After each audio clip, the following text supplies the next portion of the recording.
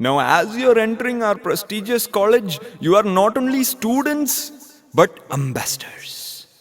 Once again, I welcome you to Amal Jyoti College of Engineering. ഇത് കേട്ടായിരുന്നു ഞങ്ങളുടെയും വരവ്. ഇതായിരുന്നു ഞങ്ങളുടെ ആദ്യ ക്ലാസ് റൂം. ഞങ്ങളുടെ എന്ന് പറഞ്ഞാൽ ബീമക്കിൻ്റെ ക്ലാസ് റൂം. ആരംഭിക്കാൻ ഇതിലും പറ്റിയ സ്ഥലം വേറെയില്ല.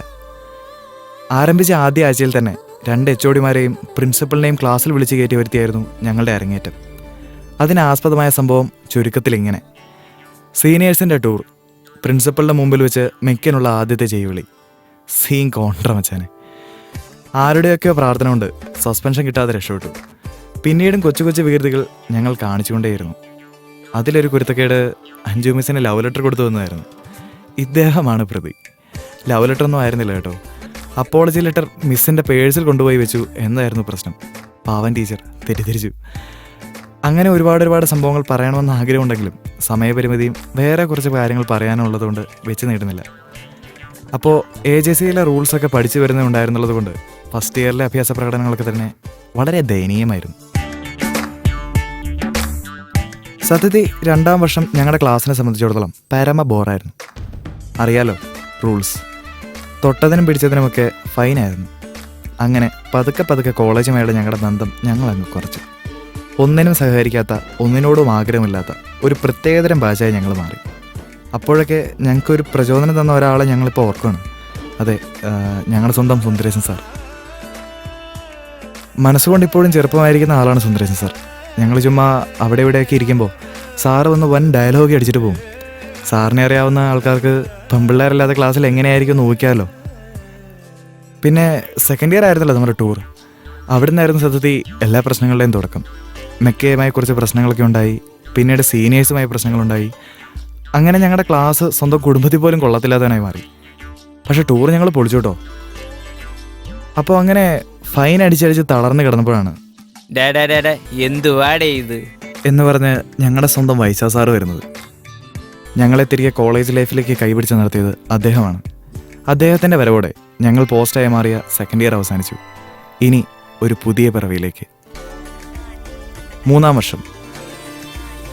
ന്യായം പ്ലസ് സ്പിരിറ്റ് ഈക്വൽ ടു ബിമെക്. പല വലിയ പദ്ധതികളുടെയും ആവിഷ്കാരങ്ങളുടെയും പ്ലാനിങ് നടത്തിപ്പമായിരുന്നു 3ാം വർഷം ഞങ്ങൾക്ക്. വൈശാ സാറിൻ്റെ നേതൃത്വത്തിൽ ഒരു തിരിച്ചുവരവ്. പക്ഷേ അപ്പോഴേക്കും കോളേജിലെ മറ്റ് സാഹചര്യങ്ങളൊക്കെ മാറിയിരുന്നു. ബാക്കി ബ്രാഞ്ചുകൾ മെക്കിനെതിരായി. എന്ത് ചെയ്താലും പ്രശ്നങ്ങളിലും പുച്ഛങ്ങളിലും മാത്രം ചെന്നേ അവസാനിക്കൂ എന്ന അവസ്ഥ. അപ്പോഴാണ് ഐസക് ന്യൂട്ടൻ്റെ തലയിൽ ആപ്പിൾ വീണ പോലെ സിജോയുടെ തലയിൽ നാടകം വീഴുന്നത്. ക്ലാസ്സിലെ കലാകാരന്മാരെല്ലാം അതിൽ ചേർന്നു.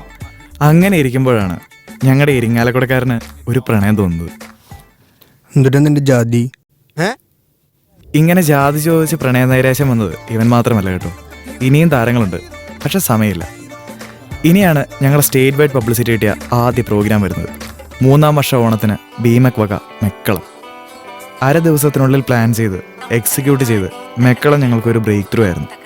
അത് ഞങ്ങൾ ശരിക്കും ആഘോഷിക്കുകയും ചെയ്തു. അങ്ങനെ തേർഡ് ഇയർ നീങ്ങി സെംബ്രേക്കിലെത്തി. പിരിഞ്ഞിരിക്കാൻ തോന്നില്ല കേട്ടോ. വിട്ടു ഇന്ത്യ കാണാൻ.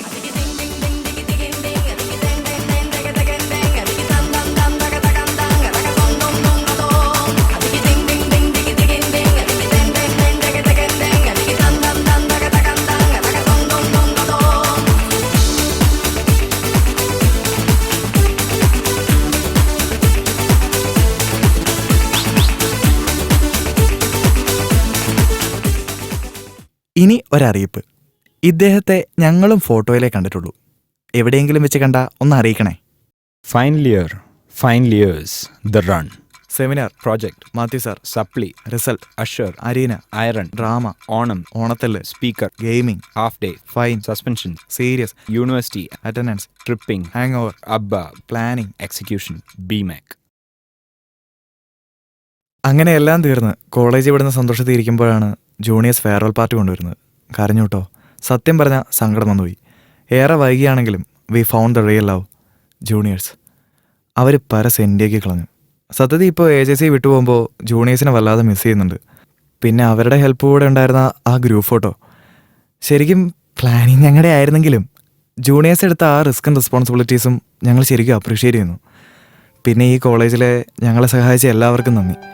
തോമസ് ഏട്ടൻ, ചേച്ചിമാർ, canteen staff, faculties, non teaching staff, അങ്ങനെ ആരുടെയെങ്കിലും പേര് മറന്നു പോയിട്ടുണ്ടെങ്കിൽ അവരെയൊക്കെ ഞങ്ങൾ നന്ദിയോടെ ഓർക്കുകയാണ്. ഇനി ഞങ്ങളുടെ കൂട്ടുകാരോട് 2 വാക്ക്. ഞങ്ങൾക്ക് ആർക്കും തന്നെ ഇവിടെ ഒരു പ്രോഗ്രാം ചെയ്ത് അതിന് മെക്കാനിക്കലിനെ തെളിയാൻ ചാർത്തണമെന്ന് ഒരാഗ്രഹവും ഉണ്ടായിരുന്നില്ല. ചെയ്യുന്ന കാര്യം വൃത്തിയായി ചെയ്യുക എന്ന് മാത്രമായിരുന്നു ഞങ്ങളുടെ ആഗ്രഹം. പഠിച്ച നാൾ മുതൽ ഇന്ന് വരെ കോളേജിലെ മിക്ക പരിപാടികളിൽ നിന്നും വിട്ടുനിന്ന് ഞങ്ങൾക്ക് അതിന് അർഹതയുണ്ടെന്ന് തോന്നിയിട്ടുമില്ല. പക്ഷേ എല്ലാവരുമായി ഒരുമിച്ച് നിന്ന് നിങ്ങളോടൊപ്പം പല പ്രോഗ്രാം ചെയ്യാൻ ഞങ്ങൾക്കും ആഗ്രഹമുണ്ടായിരുന്നു. എന്നാൽ ഞങ്ങൾക്കത് സാധിച്ചില്ല. കാരണം അറിയാലോ, ഞങ്ങളെ ഒന്നാക്കിയത് അല്ലെങ്കിൽ ഭീമക്കാക്കിയത് മെക്കളവും ഐറണ്ണും ഓൾ ഇന്ത്യ ടൂറും റോയൽ ബ്ലഡ്സലും ഒക്കെ ആയിരുന്നു. അതായത് ഒരു പ്രോഗ്രാം ചെയ്യാൻ ഞങ്ങൾക്ക് കോളേജിൻ്റെ അതിർവരമ്പുകൾ ഉണ്ടായിരുന്നില്ല. അതിന് പുറത്തേക്കായിരുന്നു ഞങ്ങളുടെ മിക്ക പ്രവർത്തനങ്ങളും. അങ്ങനെ ഒരു കൂട്ടായ്മ ഞങ്ങൾക്ക് നിങ്ങളുമായി ചെയ്യാൻ സാധിക്കാതെ പോയി. 2 ഭാഗത്തും തെറ്റുകളുണ്ട്. 2 കൈ പഠിക്കാത്ത ശബ്ദം ഉണ്ടാകുന്നില്ലല്ലോ. അങ്ങനെ ഞങ്ങൾക്ക് നഷ്ടപ്പെട്ടത് 4 കൊല്ലം എന്നും കണ്ടിരുന്ന ഞങ്ങളുടെ ചങ്ങാതിമാരെയാണ്. ഇത്രയും പറഞ്ഞത് നമ്മൾ കാരണമുണ്ടായ ഒരു ചെറിയ സ്പാർക്ക് അതിവിടെ വെച്ച് തന്നെ മറന്നു പോകാനും പുറത്തേക്കിറങ്ങി കുറച്ച് നാൾ കഴിയുമ്പോൾ കണ്ടാലൊന്ന് ചിരിക്കാനുമാണ്. ഇതിന് 2 കൂട്ടരുടെയും സഹകരണം ആവശ്യമാണ്. അതുകൊണ്ട് തന്നെ ഞങ്ങൾ ഇനിഷ്യേറ്റീവ് ചെയ്ത് മുമ്പോട്ട് വന്നു എന്ന് മാത്രം.